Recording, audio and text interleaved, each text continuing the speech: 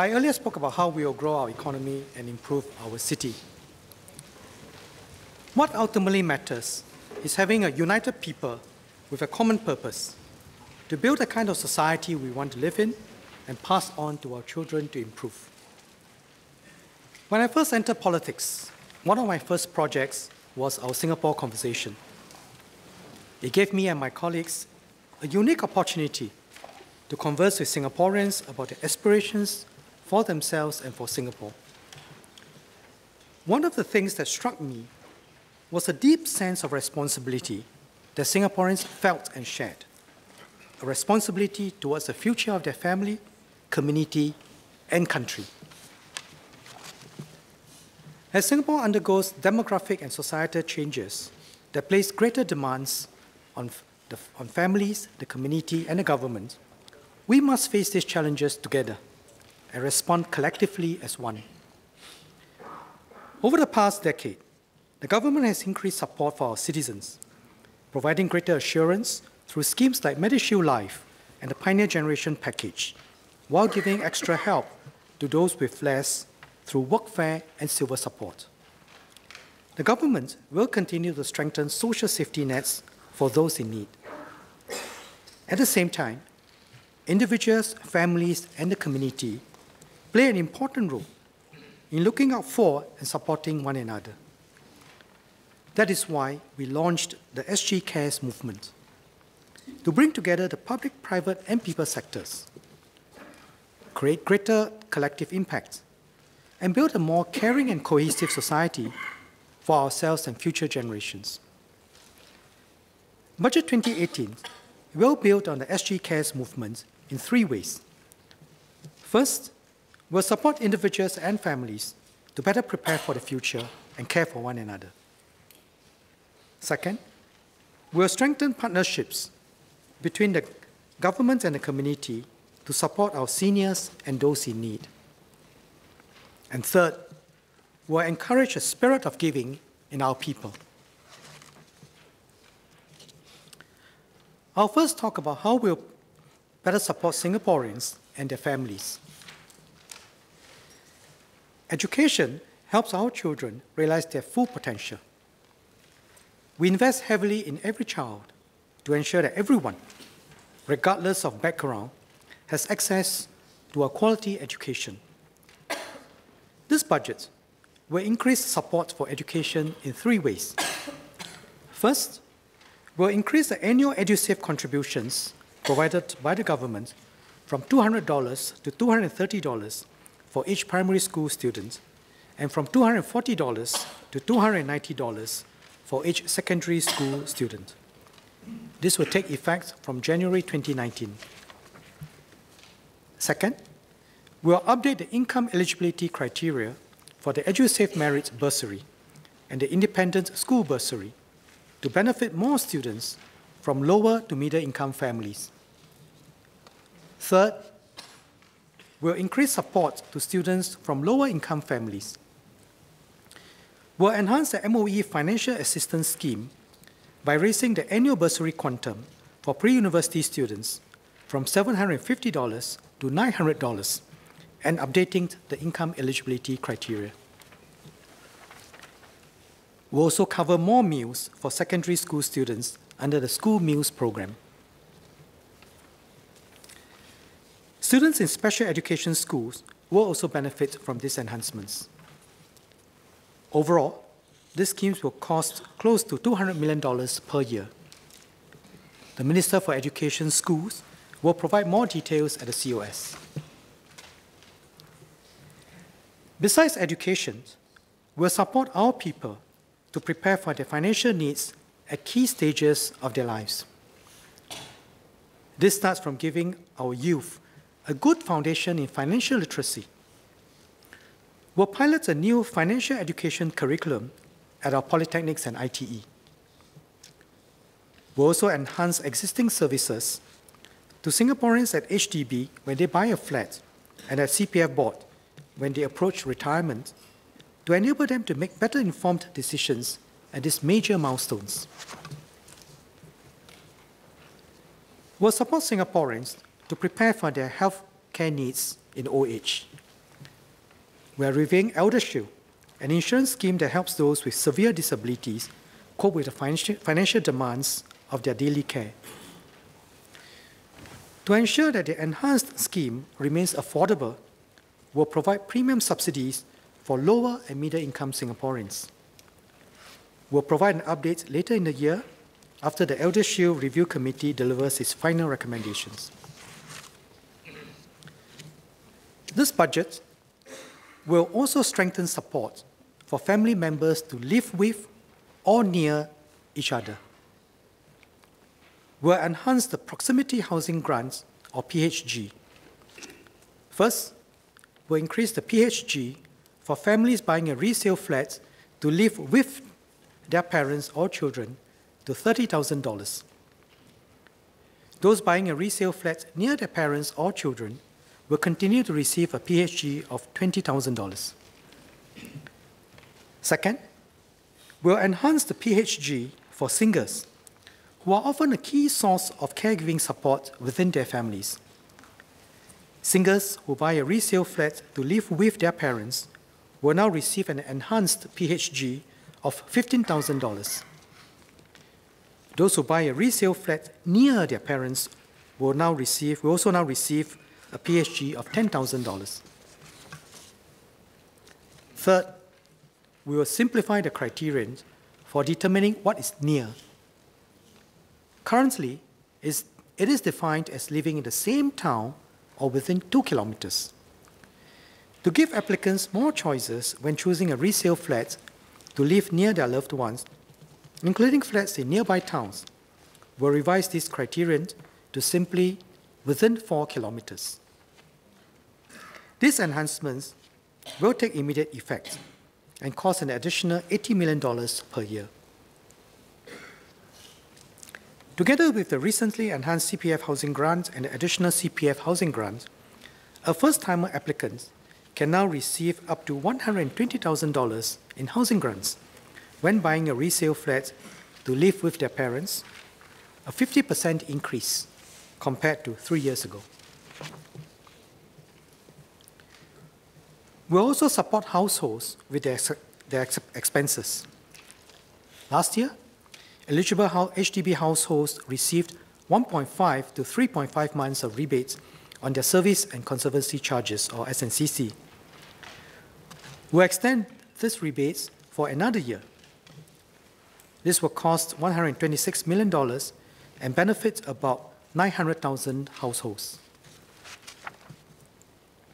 Finally, we'll make adjustments to the Foreign Domestic Worker, or FDW, levy framework. Over the past 10 years, the number of FDWs in Singapore has increased by about 40% to 240,000 in 2017. We must ensure the FDW demand is commensurate with need and avoid an over-dependency on FDWs. At the same time, we recognize that some families may need help caring for their young children, the elderly, or family members with disabilities. Today, such families enjoy a monthly concessionary FDW levy of $60.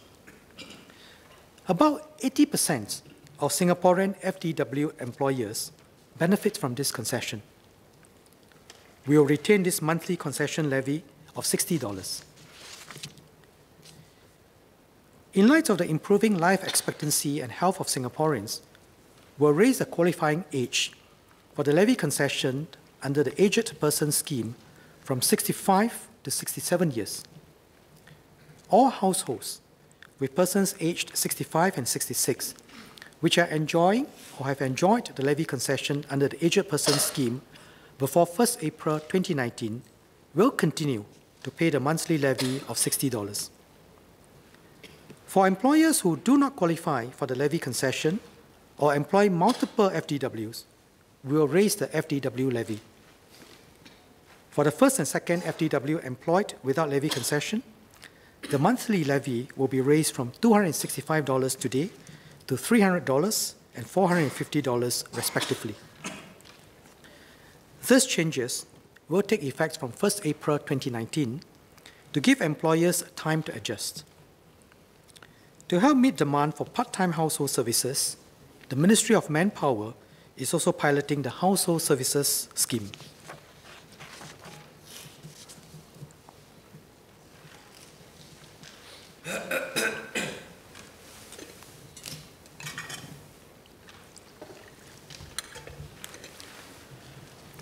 I just spoke about how the government will support our people to prepare for the future and care for one another. Let me now speak about how we will strengthen the government's partnership with the community to better care for our seniors and those in need. Our community partners play an important role in this. Being on the ground, they are more attuned to the specific needs of local communities and can respond more nimbly and quickly. At the same time, the efforts of the government and our community partners need to be well coordinated. Our many helping hands need to work hand in hand. In 2016, I announced a pilot of the Community Networks for Senior, or CNS. CNS brings together government agencies and community partners to do A, B, C. A is for active aging, to encourage seniors to remain active and stay healthy. B is for befriending, to link up lonely seniors with new friends. And C is for care, for frail and vulnerable seniors. The CNS has helped many seniors, including Mr. Willie Fox and Mrs. Lena Fox. Mr. and Mrs. Fox, who are in their 80s, told our PG ambassadors that Mr. Fox tired easily and had to use wheelchair frequently. Our PG ambassadors referred them to CNS, which enrolled them in a care line, a 24-hour tele-befriending service launched by the Eastern Health Alliance. CNS also referred Mr. Fox to the Evergreen Circle Senior Activity Center, where he now participates in weekly exercises and enjoys healthy soups cooked by volunteers. Mr. Fox now feels stronger and healthier and has almost stopped relying on his wheelchair. He and Mrs. Fox are also enjoying making new friends. I believe that the CNS model can meaningfully improve the lives of many other seniors. To reach out to and serve more seniors, we'll expand CNS nationwide by 2020. The CNS pilot also showed us how we can streamline and improve the delivery of services to our seniors. Social and healthcare needs are closely interrelated, and both have an impact on the well-being of our seniors. To enable these services to be planned and delivered holistically, we will consolidate social and health-related services for seniors under the Ministry of Health. From 1st April this year, the Ministry of Social and Family Development will transfer its social aged care functions under the Senior Cluster Network and other programs to MOH. With this transfer, the Agency for Integrated Care, or AIC, will be designated the Central Implementation Agency to coordinate such services for seniors and their caregivers. In addition, to support the expansion of CNS nationwide, we will merge the Pioneer Generation Office, or PGO, with AIC. PGO will serve as AIC's outreach arm in implementing CNS. It will reach out not only to pioneers, but all seniors aged 65 and above. To reflect its enhanced role, PGO will be renamed Silver Generation Office. Our friendly ambassadors will continue to knock on doors wearing their familiar shirts, only that they will now be called Silver Generation, or SG ambassadors. I'm certain seniors will continue to welcome them warmly. This budget, I will also top up 2 funds that support our seniors to age confidently in their community. First, I will provide a $300 million top-up to the Community Silver Trust, or CST, which provides dollar-for-dollar matching for donations to eligible VWOs providing long-term care services. Since 2011, the CST has matched around $500 million in donations raised by more than 80 VWOs. To support more programs, we'll also expand the CST to match donations raised for active aging programs. Second, I will provide a $100 million top-up to the Seniors Mobility and Enabling Fund, or SMF, which provides subsidies for assistive devices and consumables for seniors. Another $150 million will be spent over the next 5 years for transport to subsidized healthcare and dialysis centers. We'll review SMF in the coming years to ensure that subsidies remain targeted.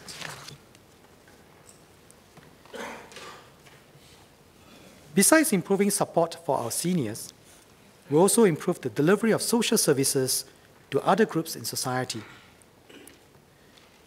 Over the next 5 years, we'll strengthen the role and capabilities of our social service officers, or SSOs, to better coordinate the efforts of government agencies, VWOs, and community partners in providing more holistic and citizen-centered support to those in need.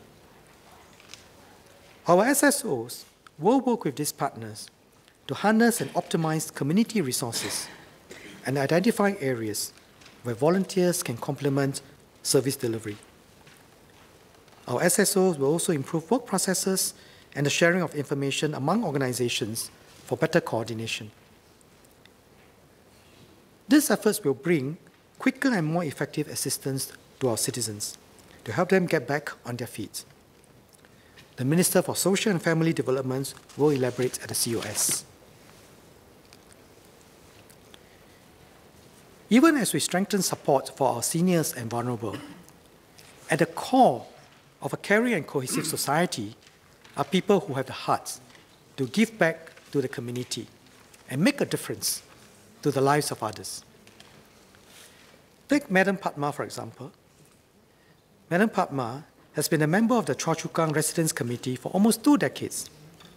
She also volunteers as a befriender with Fei Yue Community Services.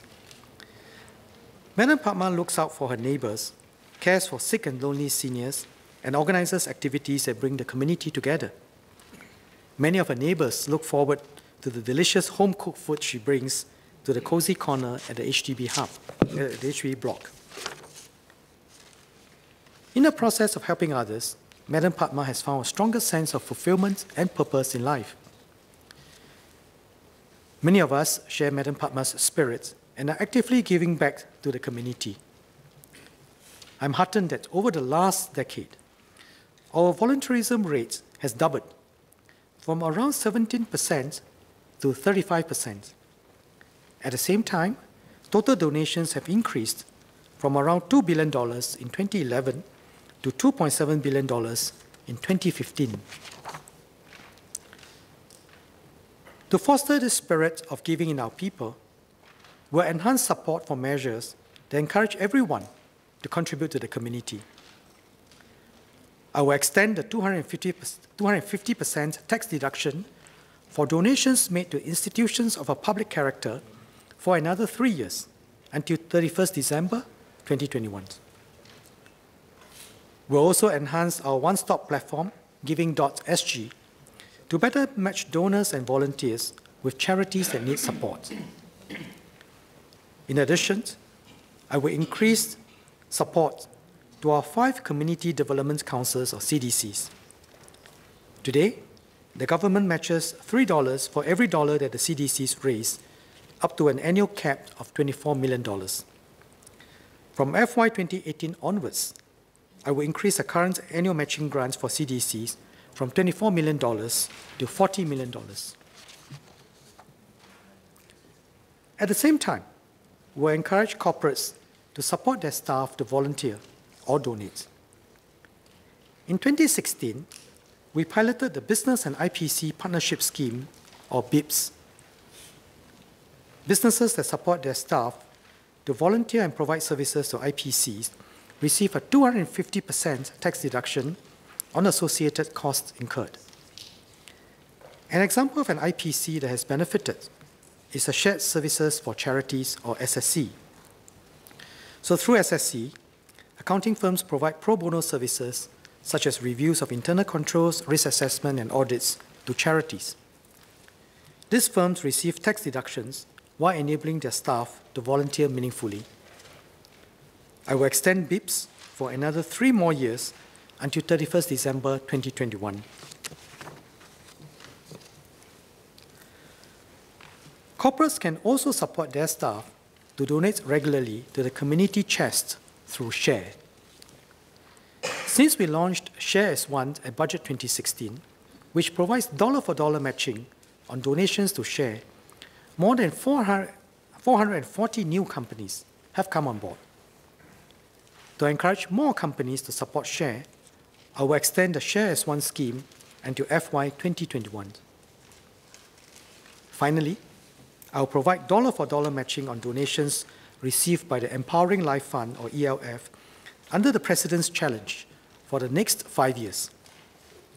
This will support the ELF's work to fund programs in skills upgrading and employment for the most vulnerable in society. In total, we will set aside around $190 million per year to support these enhancements to encourage philanthropy and volunteerism.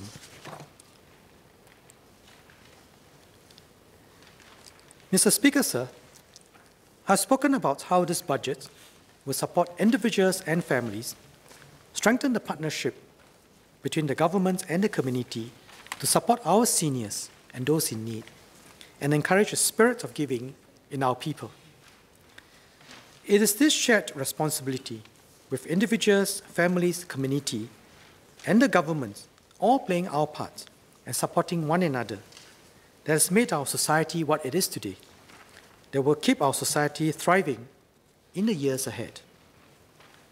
This budget will support all of us to stay true to this SG Cares spirit and to work together to build a caring and cohesive society.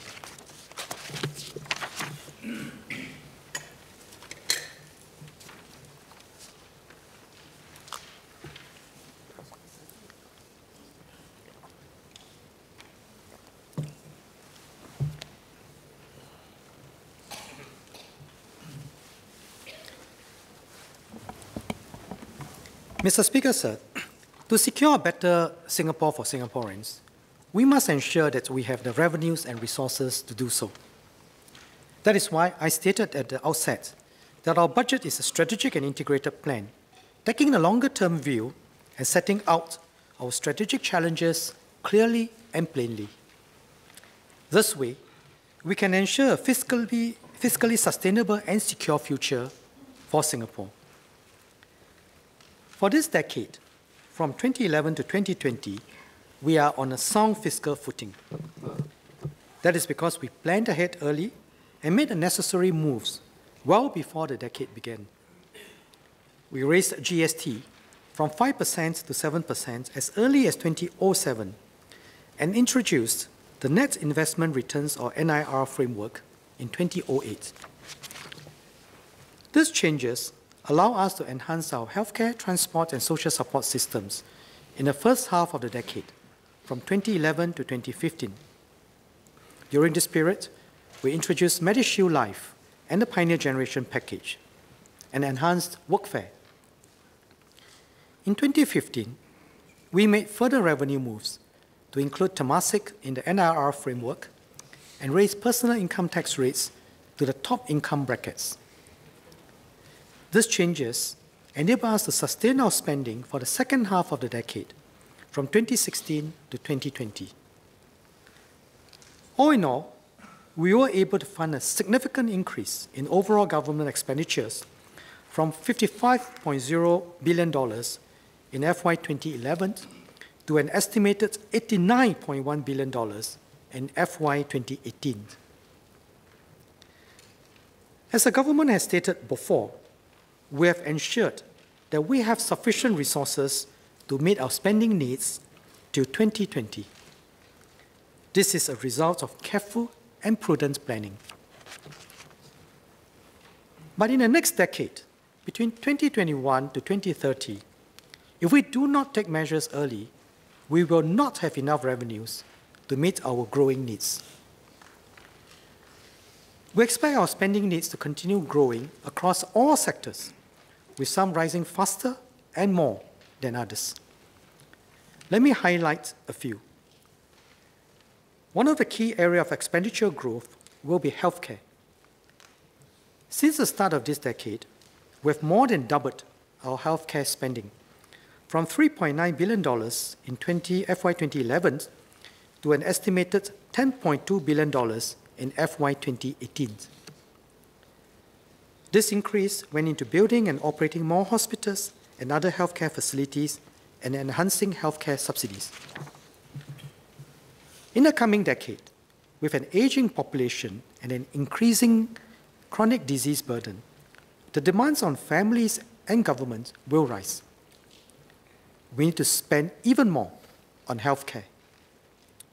Today, the average annual government healthcare subsidies received by an elderly person is more than 6 times that of a younger person, or about $4,500 more. By 2030, the total number of elderly will increase by about 450,000 to 900,000. We'll have to build new healthcare capacity to meet the rising demand and also invest in new medical technologies to improve care quality. Within the next 5 years, we will build 6 more general and community hospitals, 4 new polyclinics, and more nursing homes and elder care centers around the island. All in all, we expect our average annual healthcare spending to rise from 2.2% of GDP today to almost 3% of GDP over the next decade. This is an increase of nearly 0.8 percentage points of GDP, or about $3.6 billion in today's dollars. Within the next decade, healthcare spending is expected to overtake education. The government will do its part to spend wisely and ensure greater value for money in our healthcare spending. Everyone has a role to play too, by taking care of our health and saving up for our own and our family's healthcare needs.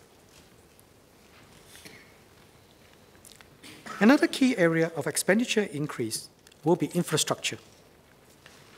We have increased our infrastructure spending from $8.5 billion in FY 2011 to an estimated $20 billion in FY 2018.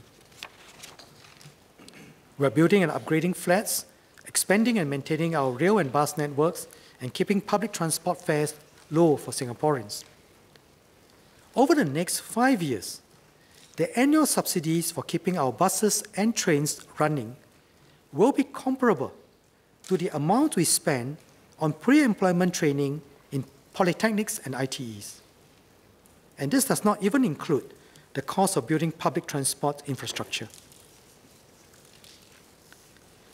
Over the next decade, we will need to spend more to develop new infrastructure.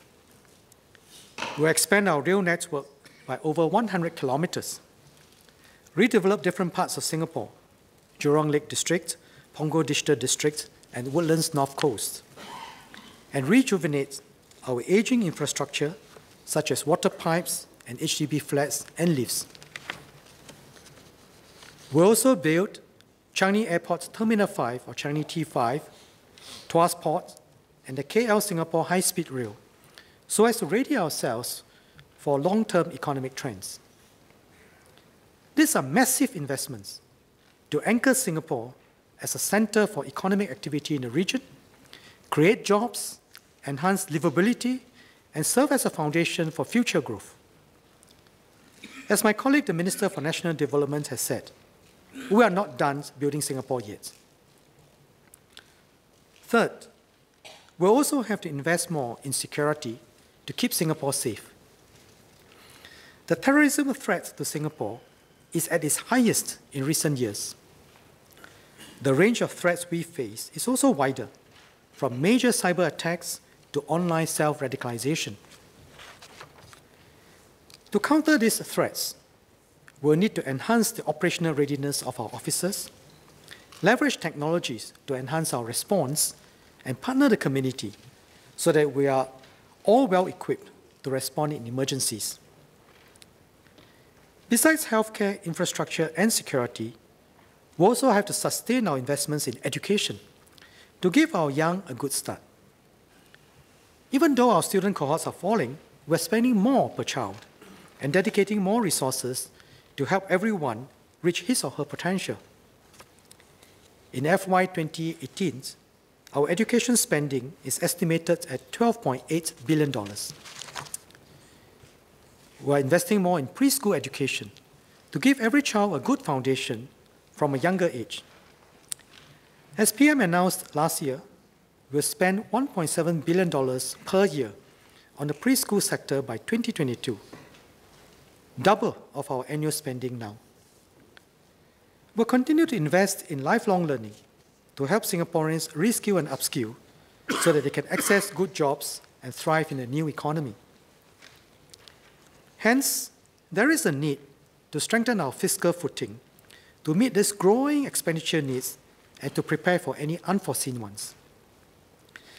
I've already spoken about this at last year's budget and said that we would study various options. PM also mentioned this in November last year. Our fundamental strategy is to grow our economy. With a strong economy, we'll have more resources with which we can meet the needs and aspirations of our people.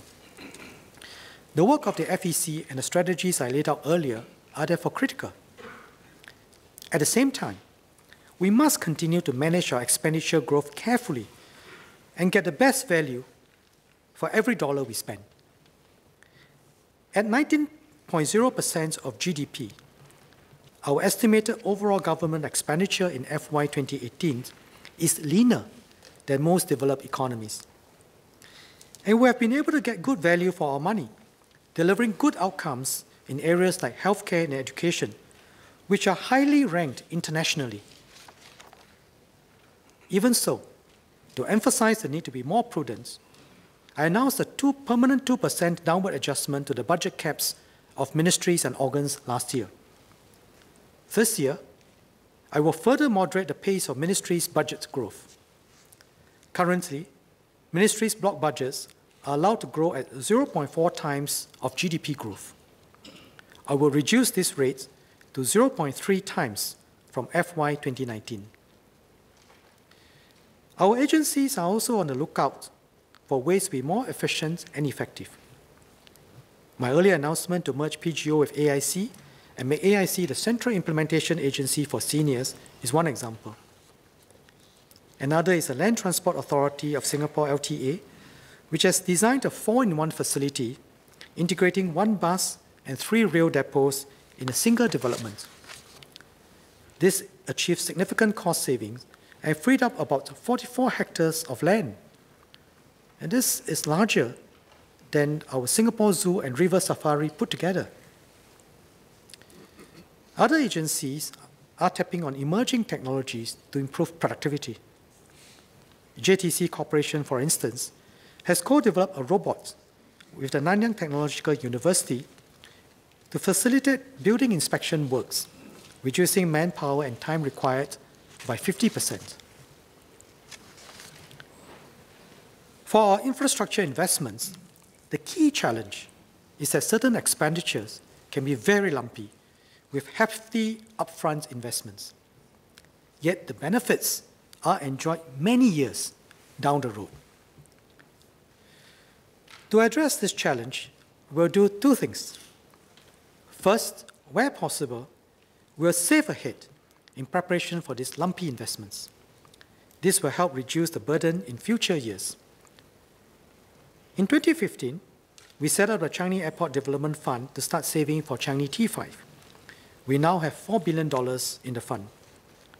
This year, we'll set up a new rail infrastructure fund to save up for major rail lines ahead. We will start with an injection of $5 billion in FY 2018. This can be topped up in future years when our fiscal position allows. Second, we are looking at borrowing by statutory boards and government-owned companies which build infrastructure. This will help spread the costs of certain large investments over more years. These infrastructure projects, once completed, will generate economic returns over many years. The borrowing arrangements for these projects will hence help distribute the share of funding more equitably across generations. For example, the National Environment Agency will look at borrowing to finance upcoming integrated waste management facility. LTA will look at borrowing for upcoming projects, such as the KL Singapore High-Speed Rail and the JB Singapore Rapid Transit System link. The Changi Airport Group 2 will look at borrowing for Changi T5. Besides spreading out the costs to better match when the benefits of the investments accrue, such long-term borrowings will also help to develop our bond market. To help lower the financing costs, the government will consider providing guarantees for some of these long-term borrowings for critical national infrastructures. A government guarantee will enhance the confidence of investors, of creditors. This is another way to use the strength of our reserves to back our infrastructure projects, without drawing directly on the reserves themselves. The reserves can then remain invested to generate returns. We're studying this carefully and discussing it with the President and the Council of Presidential Advisors. Through both saving ahead and borrowing, we expect to smooth out and be able to meet our major infrastructure needs.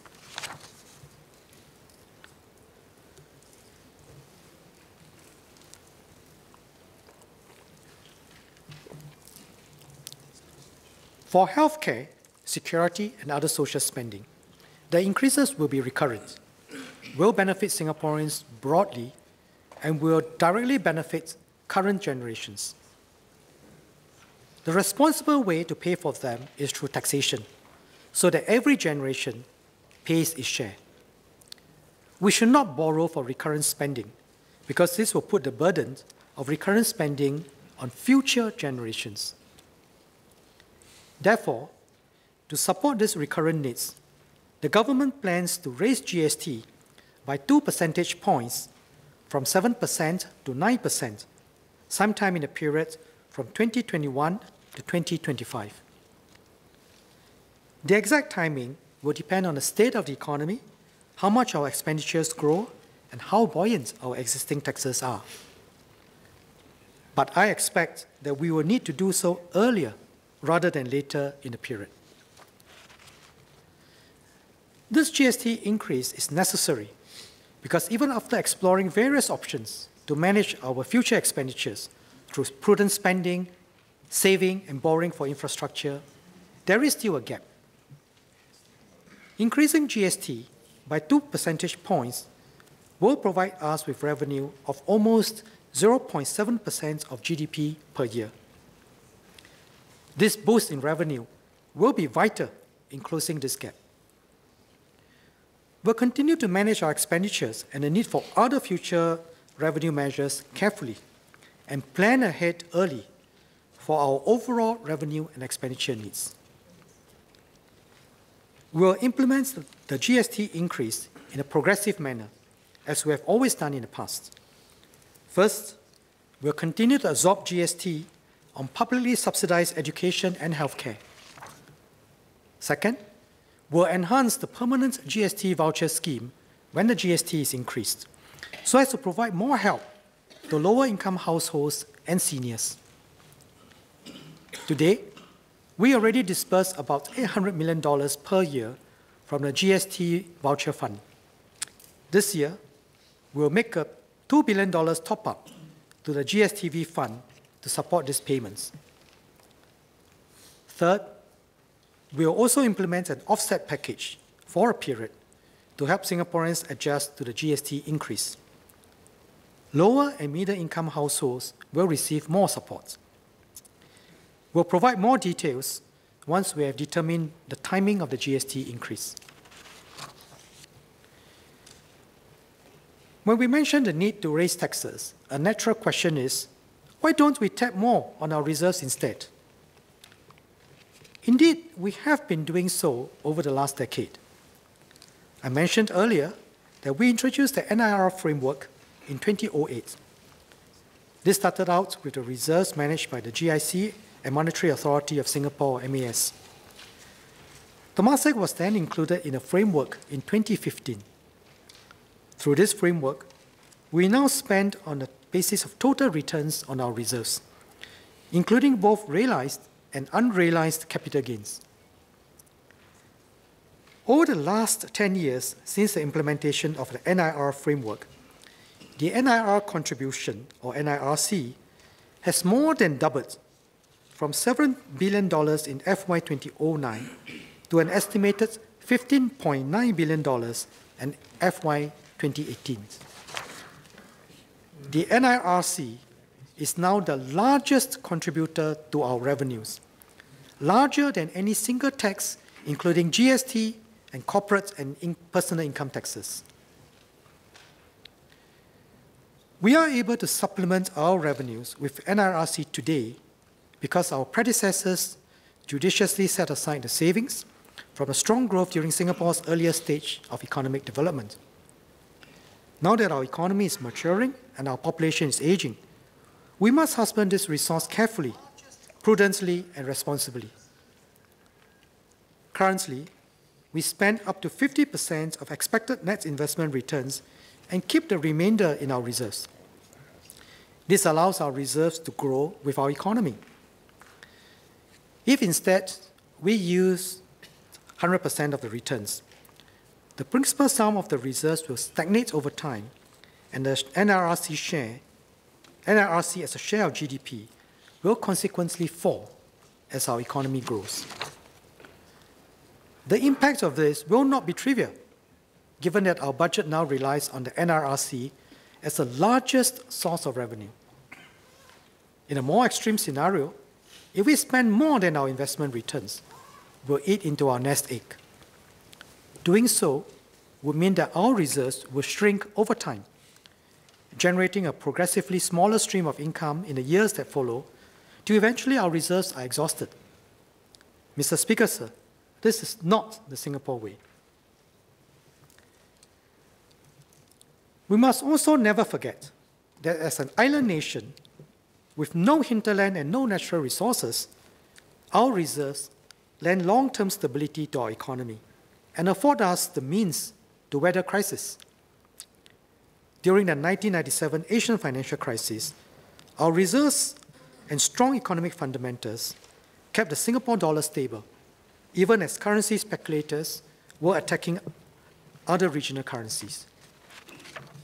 During the 2008 global financial crisis, our reserves anchored our economy against the storm by backing a $150 billion guarantee for all bank deposits in Singapore.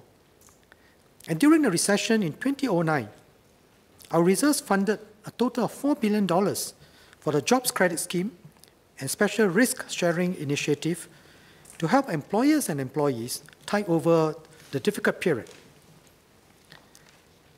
As a small and open economy, we will always be vulnerable to fluctuations in the global economy and financial markets.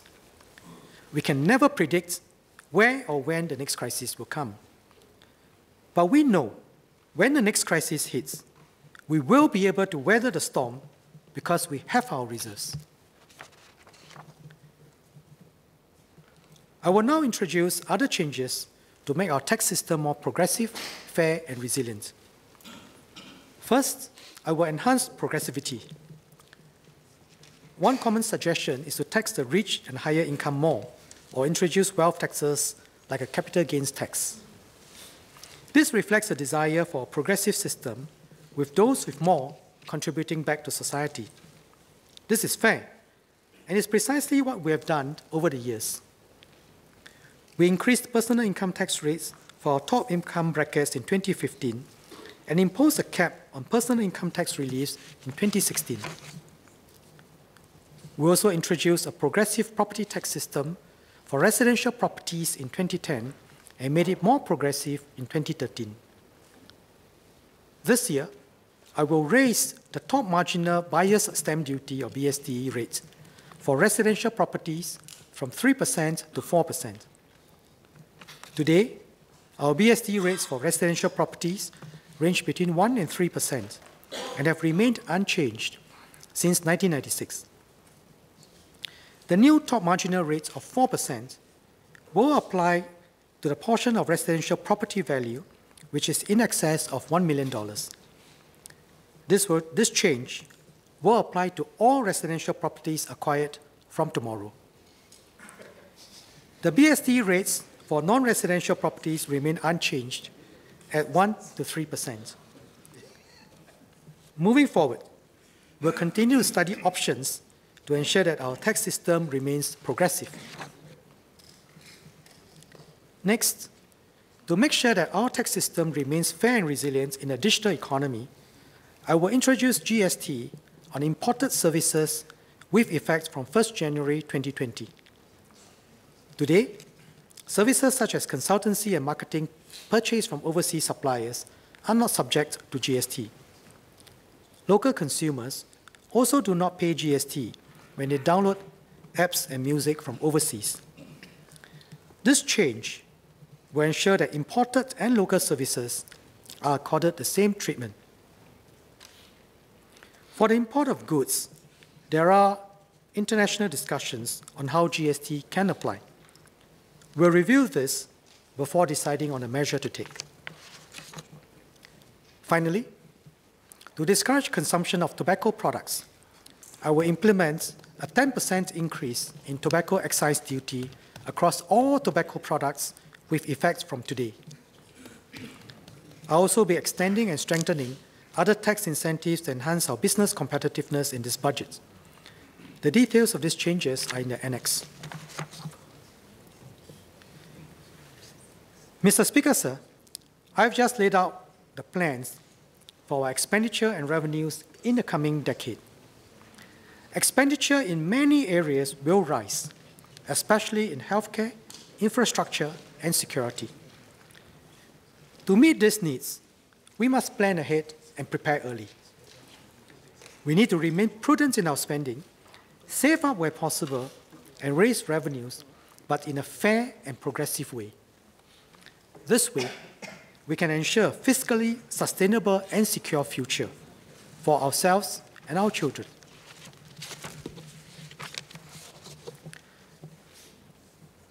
Having laid out our plans to prepare for the next decade, let me now cover our overall budget position for the near term.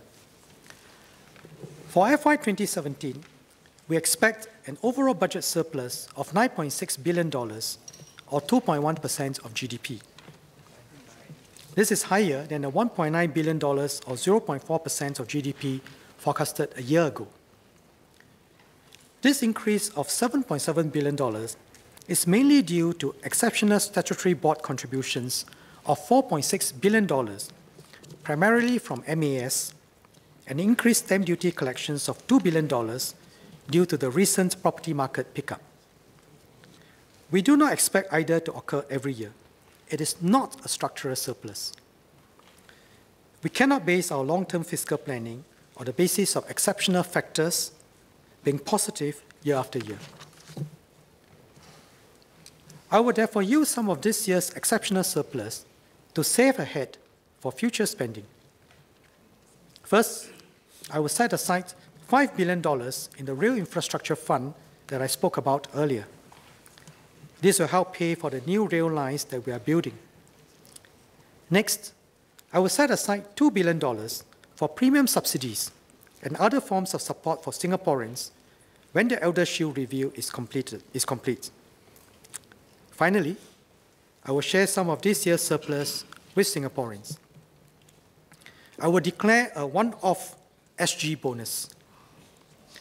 All Singaporeans aged 21 and above in 2018 will enjoy a Hong Pao of $300, $200, and $100, depending on their income.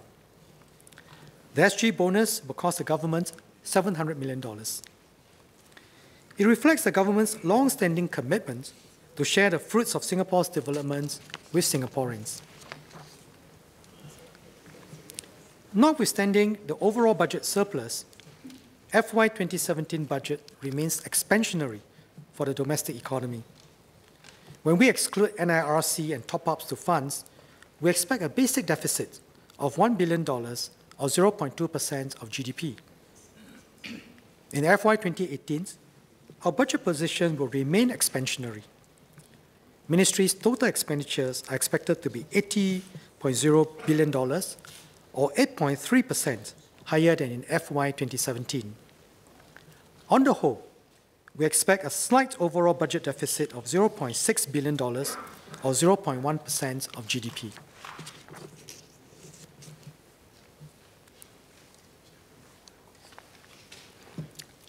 Mr. Speaker, sir, I will now conclude. To prepare for this budget, I spoke to many businesses, organizations, community partners, and Singaporeans. They gave me useful feedback, which helped to refine our policies and set our priorities for the years ahead. I'd like to thank them for their contributions.